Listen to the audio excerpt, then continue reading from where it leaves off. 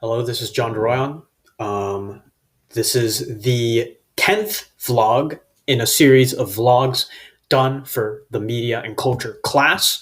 Today I will be covering Rhetorical Act, Chapter 8, Challenges Arising from the Audience, and Reading Pop Culture, Chapter 3, Technology. How do new devices and apps transform experiences?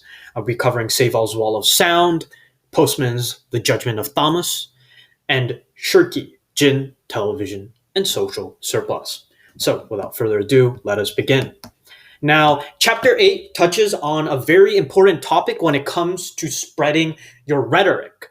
Now, it is your audience.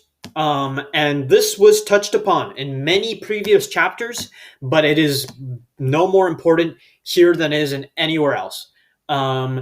It was touched upon in language, where you have to alter the kind of language and style, the formality of your rhetoric in order to properly reach the kind of audience that you want to talk to. And finally, we're going to hear about this audience. Now, when it comes to an audience, there's many various types, from the target audience and perhaps an empirical audience, a much broader type of audience. But either way, many considerations have to be taken. This chapter makes it clear there are metrics such as religion, cultural background, ethnicity, political leanings. All of these are things that you need to take into consideration regarding your rhetoric. And it can, and also certain challenges don't just arise from the specific kind of audience you're addressing. Some challenges are common across all audiences. Sometimes an audience can just get bored and lose attention. Other times, the audience can have these misconceptions and incorrect assumptions about the topic that you are delivering in your rhetoric that color their perception of your speech. There can be inertia and a lack of motivation. Your audience might not feel the same energy you feel for your topic. So there's various methods that this chapter proposes to kind of counteract these.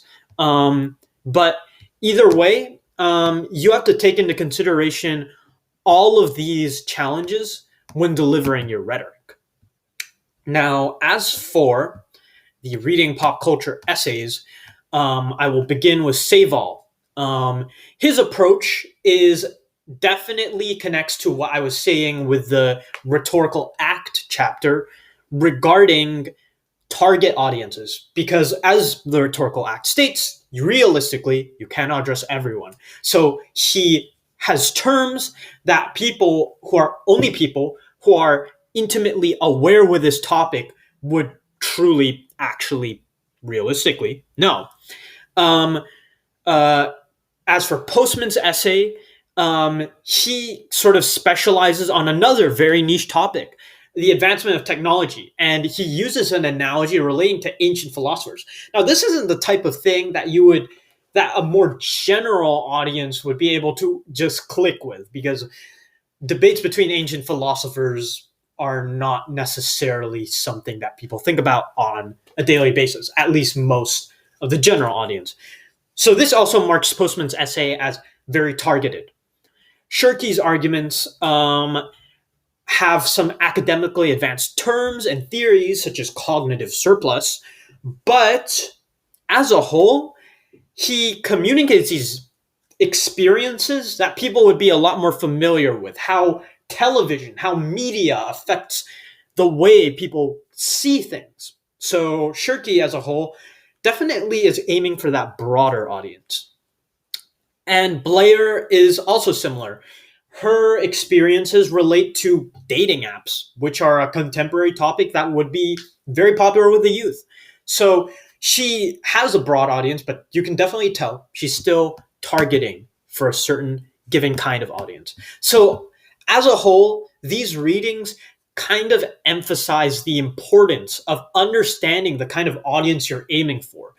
Even if your audience is very broad, there's still many considerations that need to be made for challenges, retention, and ensuring that your audience is invested in the topic that you're discussing.